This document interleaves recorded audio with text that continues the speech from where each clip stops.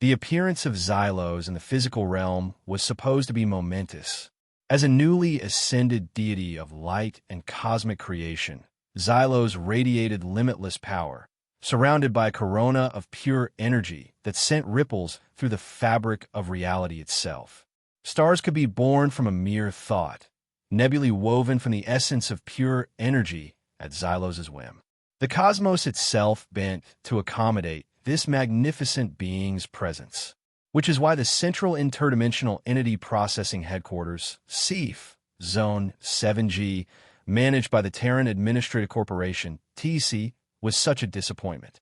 The waiting area was beige. Not the majestic beige of cosmic dust clouds illuminated by the light of 1,000 stars, but the soul-crushing beige of institutional paint that had seen better decades. The lighting was fluorescent and flickered occasionally, casting an unflattering glow on the assortment of strange beings that slumped in uncomfortable chairs. Xylos surveyed the room with growing dismay. A gelatinous entity was slowly melting into its seat, leaving a viscous residue that no one seemed inclined to clean up. A multi-limbed creature whose appendages seemed to exist in several dimensions simultaneously was attempting to complete a crossword puzzle with limited success. Something that appeared to be a sentient cloud of gas was condensing and expanding rhythmically in what might have been sighs of boredom. None of this mattered to Xylos, who had expected fanfare, reverence, or at the very least, immediate attention.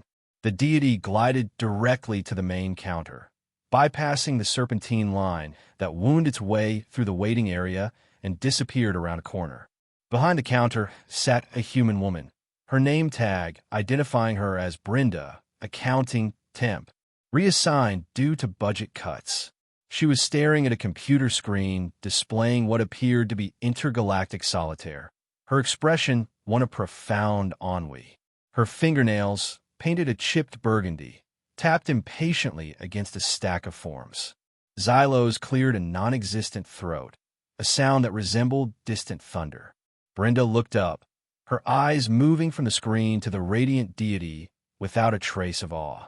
She sighed, a deep, world-weary sound, and pointed a chipped nail finger toward the back of the room. "Sorry, sunshine. The line starts way back there. Get a number from the machine over there." Xylos's light flickered with disbelief. "Perhaps you do not comprehend who stands before you," the deity intoned, voice resonating with the harmonics of celestial spheres. "I am Xylos, ascended lord of the eternal light, creator of—" "Yeah," Brenda interrupted, eyes already drifting back to her solitaire game. "Creator of stars, weaver of cosmic whatever. Look, I've had 3 elder gods, a collective consciousness, and something that claimed to be the living embodiment of entropy just this morning. You all still need to take a number." Xylos's aura pulsed with indignation. The deity extended a hand, and within the palm, a miniature supernova began to form, swirling with the power to incinerate entire solar systems. Brenda squinted at the bright light and frowned. "Could you not? The glare makes it hard to see my screen. And before you get all tremble before me, mortal, let me remind you of Regulation 3498, subsection C, paragraph 12. Procedures ensuring queue integrity for newly emergent entities, regardless of claimed ontological status." She recited this from memory, with the practiced ease of someone who had repeated the same words countless times. "You want to get processed today? Get in line." Xylos's supernova fizzled out. "The queue machine is over there." Brenda pointed to a device that looked like it had been designed in the early days of computing and never upgraded. "Take a queue number and fill out Form 1, Initial Entity Emergence Declaration and Queuing Request. Pens are on the side table. No cosmic energy signatures, please. Blue or black ink only." Xylos hovered in place, radiating frustration that manifested as small static discharges along the counter surface. Brenda didn't even flinch as a spark jumped to her stapler. The deity might have protested further, but noticed an older, more weathered deity, one whose presence spoke of countless eons of existence, patiently waiting in line, form in hand. The ancient being caught Xylos's gaze and gave a slight, nod of commiseration. With the cosmic equivalent of a grumble, Xylos drifted to the Q machine and pressed the button. The machine wheezed, sputtered, and eventually produced a slip of paper. Q 78 942 001. The current number displayed on the wall was Q 78 941 834. Xylos took Form 1A from a nearby stack and found an empty seat next to the sentient gas cloud, which shifted politely to make room. The deity began to read the form and immediately encountered bureaucracy of truly cosmic proportions. Form 1, it was a nightmare of administrative detail. It required documentation proving pre-ascension existence, with verified temporal coordinates notarized by a licensed temporal notary, a detailed inventory of all fundamental forces manipulated in the last galactic cycle, and an affidavit, in triplicate, using non-paradoxical ink, denying intent to cause administrative disruption. Xylos stared at the section titled Primary Planar Designations and Transdimensional Boundary Coordinates and felt a headache forming, a new and unpleasant experience for a being who had, until recently, existed beyond physical discomfort. "First time?" asked a gloomy voice. Xylos looked up to see a shadowy figure in the next seat. The being was draped in darkness, an aura of despair emanating from its core that seemed to actively drain light and joy from its surroundings. "I am the gloom god of the seventh nebula," the entity introduced itself. "Been trying to get my emotional overflow impact report, that's Form ES9, processed for the past 3 galactic rotations. Apparently, my aura of despair exceeds the standard allowance for ambient mood manipulation without special permits."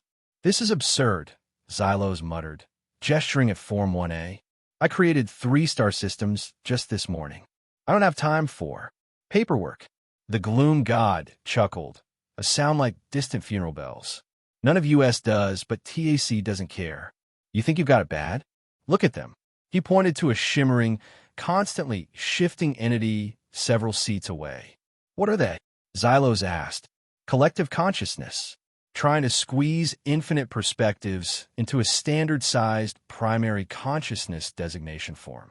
Form PCD-3. Been at it for weeks."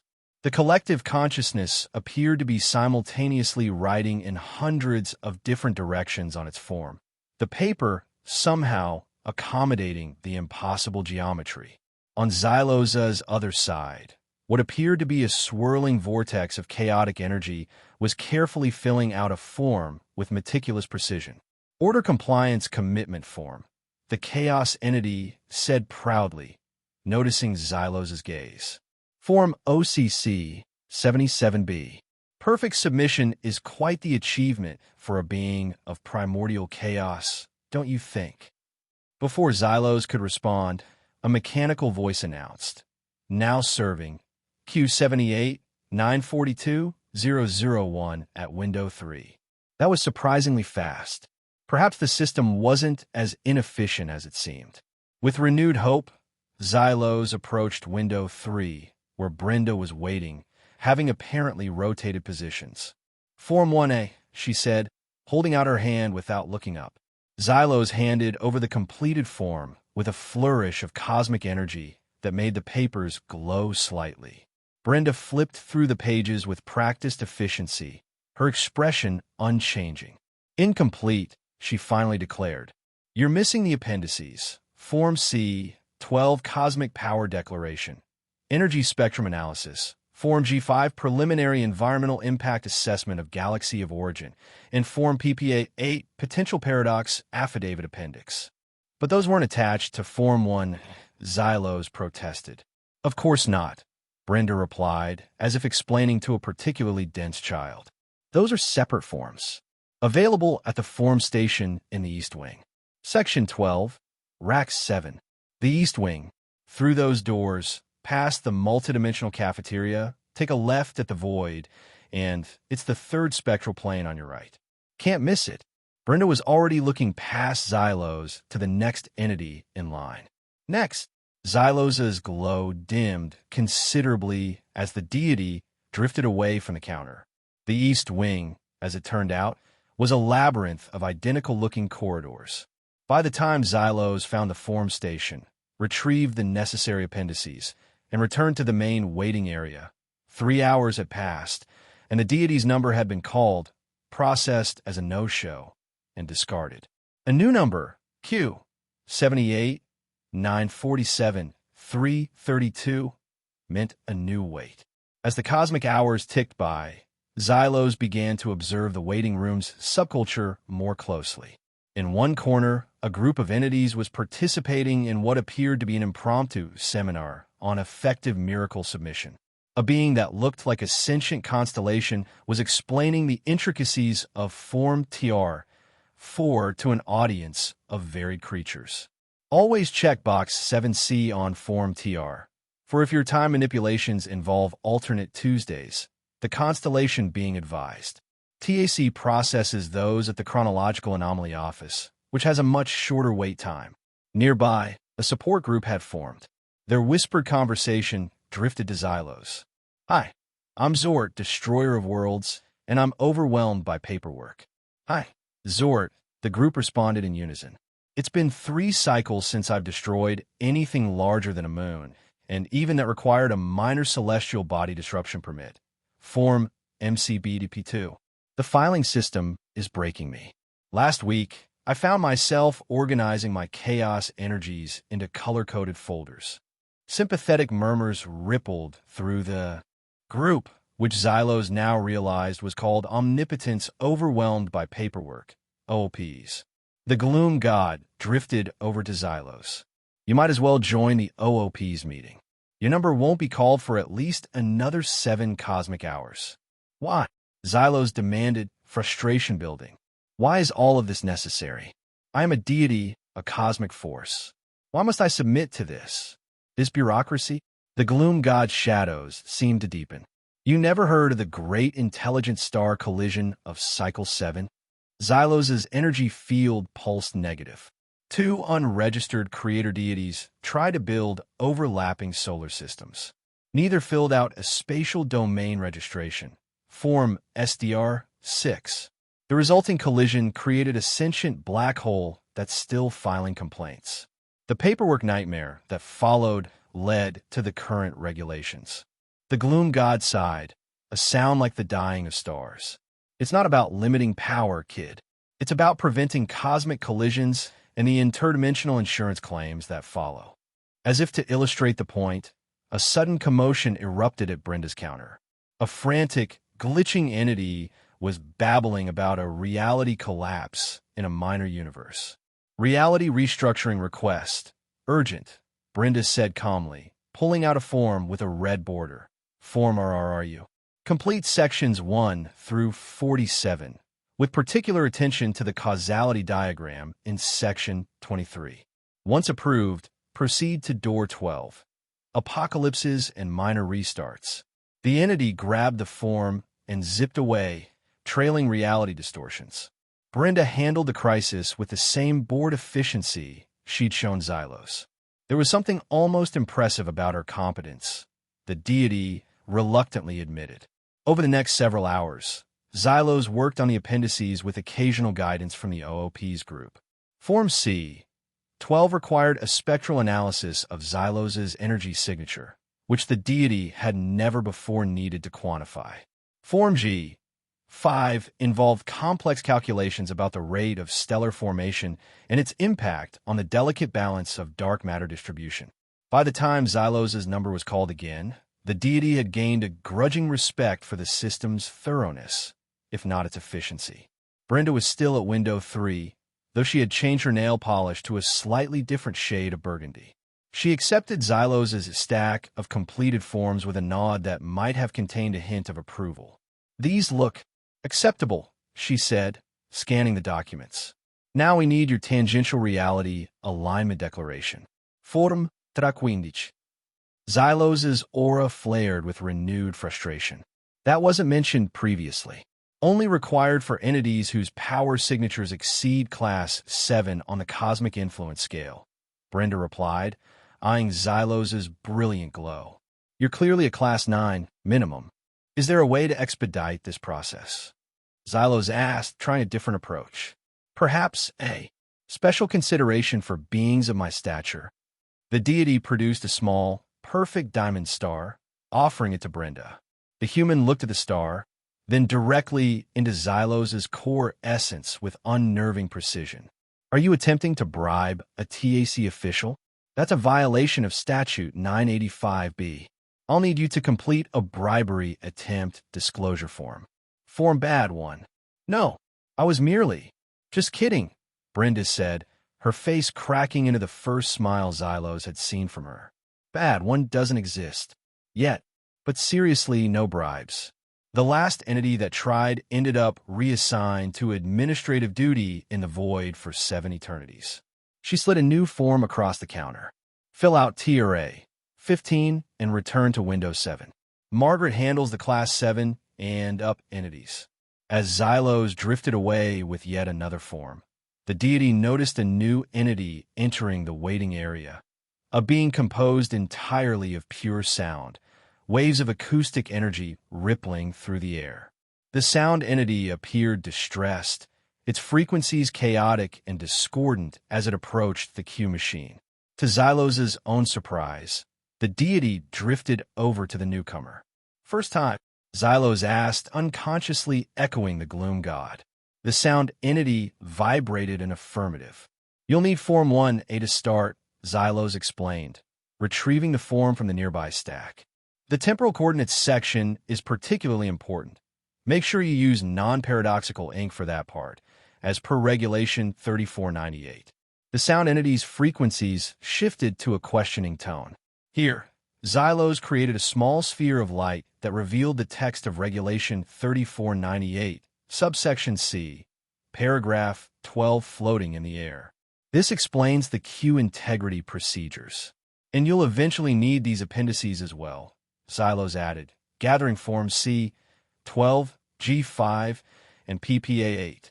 From her counter, Brenda watched this exchange with a slight nod of approval. Over the next several cosmic days, as Xylos continued to navigate the labyrinthine process of registration, something unexpected happened. The deity began to master the art of bureaucracy. Xylos learned to use the precise terminology, as per subsection 4.2b, discovered loopholes, submitting multiple minor miracles under a single environmental goodwill permit saved time, and even began to appreciate the elegant complexity of a perfectly cross-referenced registration file. When Xylos finally submitted the complete portfolio to Margaret at Windows 7, the deity felt an unfamiliar sense of accomplishment. Margaret, a stern-looking human with silver hair pulled into a tight bun, performed a multidimensional scan of the documents, checked boxes on her screen, and stamped numerous three-dimensional seals onto the forms with satisfying thumps. Everything appears to be in order, she announced, producing a laminated card from her printer. This is your Provisional Deity Entity Operation Permit, PDOP. It's valid for 1 galactic cycle, after which you'll need to submit renewal form RDO1. She handed Xylos the permit along with a TAC-branded pen. Complimentary. And remember, any star creation exceeding 1.2 solar masses requires Form SC, Heavy, 99 to be submitted at least 3 standard rotations in advance. Welcome to Managed Space. The permit glowed faintly in Xylos's grasp, official and somehow satisfying. Thank you, the deity said, surprising itself with the sincerity in its cosmic voice. Just doing my job, Margaret replied with professional detachment. Next, as Xylos left the CIPH, permit in hand, or the equivalent of a hand for a being of pure energy, the deity felt strangely accomplished. The universe seemed quieter, more orderly. The chaotic potential of unlimited creation now had channels, guidelines, and yes, forms. There was comfort in that structure. Outside, Xylos encountered a newly arrived deity, its aura crackling with the raw power of uncontrolled cosmic forces. This is ridiculous, the new deity was ranting to a minor spirit guide. I am Kronax, master of dimensional rifts. I do not wait in line. Xylos observed the familiar scene, remembering its own identical outrage just days before. But instead of sympathizing, the deity found itself explaining the necessity of the system. The form ES9 isn't as complicated as it seems, Xylos heard itself saying. The key is to quantify your aura's emotional impact in Section 3 using the standard units of sentiment flux. Cronax looked at Xylos with surprise, then grudging interest. You sound like you've been through this before. Indeed, Xylos replied, pulling out the TAC pen with a touch of pride. And trust me, it's worth the effort. The alternative is unmanaged creation, which inevitably leads to cosmic conflicts and forms CRR 7. Coexistence Rights Resolution. I see, Cronax said, clearly not seeing it all, but beginning to sense that resistance was futile. In the subsequent cosmic cycles, Xylos established a divine domain with careful attention to the regulations. The deity submitted a new habitable zone declaration, Form NHC-1, and preliminary planetary biosphere blueprint, Form PPBB-4, well before beginning any serious creation work. To Xylos' surprise, operating within the regulations proved more efficient than expected. There were no jurisdiction disputes with other deities, clear guidelines for energy usage, and a remarkable lack of the chaos that had characterized the deity's earlier creations. Xylos even began to receive the Managed Universe Quarterly, a newsletter for registered entities, and found an article on optimizing nebula weaving for reduced administrative costs surprisingly helpful. The cosmos, it seemed, ran more smoothly when properly documented. 6 cycles later, Xylos was in the SEAF again, this time to submit an application for an advanced miracle management certification. The waiting room was as beige as ever, but now felt almost comforting in its familiarity. Brenda was still at her counter, still playing intergalactic solitaire. A powerful new entity entered, radiating fury and cosmic might. Xylos watched as Brenda sighed and pointed to the cue machine without looking up from her screen. The new deity's aura pulsed with indignation, and a small black hole began to form at its core. Brenda reached for the intercom button, her finger hovering over what Xylos knew was the Cosmic Disturbance Response Team alert. "Excuse me," Xylos called to the new deity. "Form 1A requires non-paradoxical ink. I have an extra pen if you need one." The black hole flickered and dissipated as the entity turned to Xylos with surprise. "And you'll want to prepare for Form C-12 in advance," Xylos continued, drifting closer. "I have a template that might help." As Xylos guided the bewildered new deity through the basics of cosmic bureaucracy, Brenda's hand moved away from the alert button. She caught Xylos' gaze and gave a small nod of thanks. The deity returned to its seat and focused on perfecting its advanced miracle. Management certification application. True power, Xylos had come to understand, wasn't in creating stars. It was in having the proper paperwork filed beforehand. The universe hummed not with raw power, but with the quiet efficiency of a well-managed system. And in that moment, sitting in a beige waiting room, form in hand, Xylos felt more divine than ever before.